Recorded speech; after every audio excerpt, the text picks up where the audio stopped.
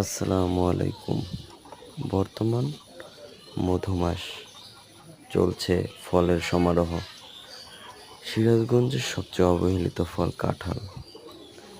যে পরিমাণ কাঁঠাল সিরাজগঞ্জে আমদানি হয় বা আল্লাহ প্রদত্ত দান করেন, কাঁঠালের বলতে গেলে কোনো দামই নেই।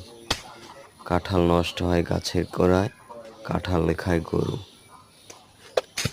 কাঁঠালের কোনো দামই নেই। কাঁঠাল কি বলবো, গাছে ওঠে পাড়ার দামও কাঁঠালের হয় না।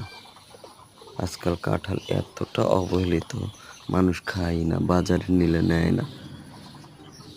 10 টাকায় 5 টাকায় সিরাজগঞ্জে কাঁঠাল পাওয়া যায়।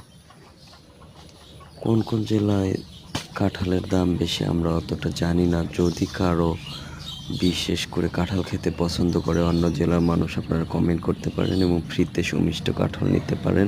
এসে খেয়ে যেতে পারেন আমাদের গাছের সুমিষ্ট কাঁঠাল।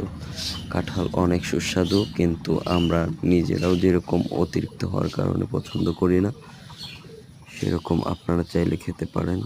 আমাদের কোনো দাবি দেওয়া নেই, এসে নিয়ে যেতে পারেন, খেতে পারেন। ধন্যবাদ।